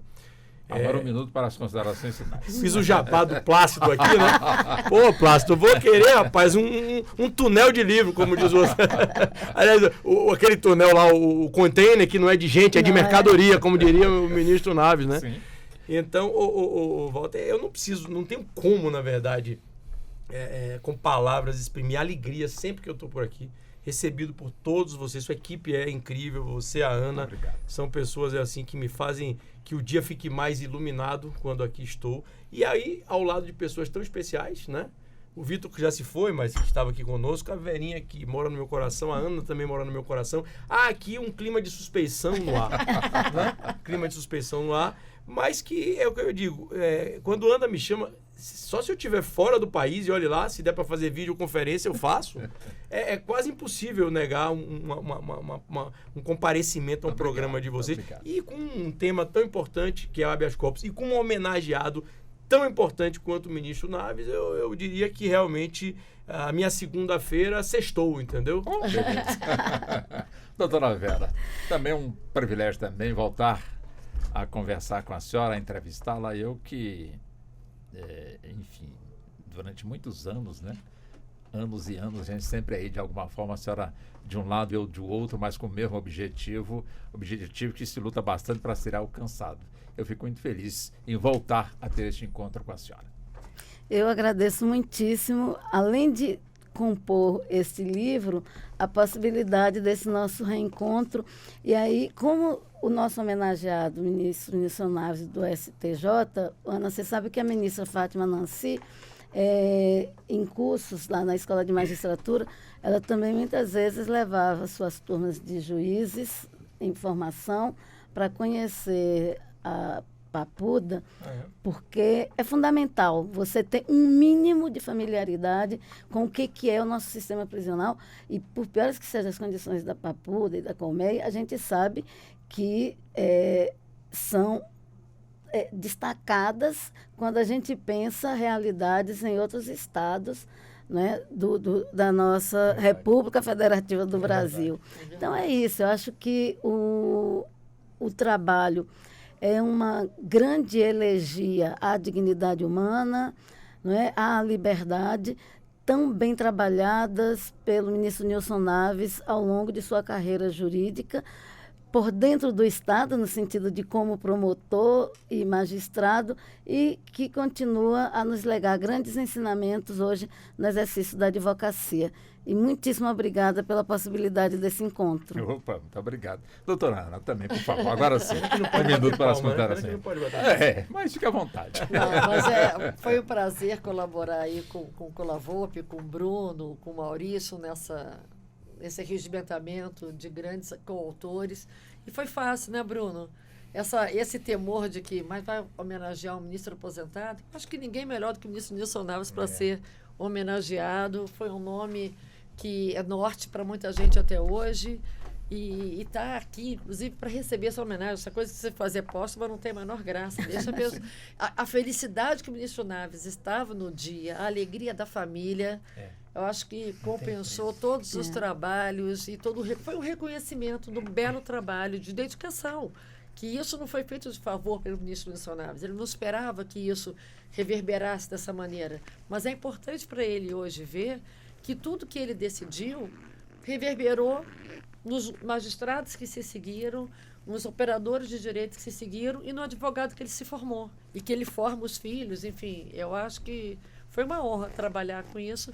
E eu quero agradecer à Rádio Justiça, aqui a TV Justiça, por ter a Vera como companheira, e aqui quero deixar bem claro que a diversidade tem que ser feita sempre, que é uma honra que tenham feito uma mesa paritária. Eu acho que a gente tem que chamar a atenção disso. Não estamos falando de cotas, as cotas são favores, a gente não está pedindo favor, não é, Vera? Sim. A gente quer que sejamos ouvidas, as mulheres têm que dar a sua participação, a sua visão. Todo mundo aqui é filho de uma mulher, então eu acho que é importante que apareça essa visão. Eu acho que essa visão múltipla só tende a melhorar a operação do direito. Eu agradeço muito, Walter, por você e pela Ana terem proporcionado esse momento aqui na rádio. Bom, eu sei que a última palavra não é do homem, mas, doutor Bruno, em 30 segundos, eu sei do poder de síntese do senhor, em 30 segundos, a mensagem do senhor para o ministro Nilson Naves.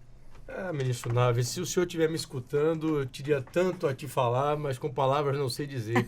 Mas que Vossa Excelência é um raio luminoso que orienta até hoje e seguirá sempre orientando aqueles que cultuam, respeitam e amam a Constituição e o ser humano, né? Tem o ser humano como a essência de tudo. Então vou aplaudir. Viva o ministro Naves. Viva. E assim chegamos ao fim. Muito obrigado, doutora Vera. Doutor Bruno, muito obrigado. Doutora Ana, muito obrigado. Ao nosso doutor Vitor também, muito obrigado. Muito obrigado a você, especialmente nos acompanhando pelo YouTube, como também pela 104,7 FM. Muito obrigado a toda a equipe. Nosso tempo acabou de vez. Muito boa tarde e até o nosso próximo encontro. Até lá. A Rádio Justiça apresentou Justiça na Tarde. Secretaria de Comunicação Social, Supremo Tribunal Federal.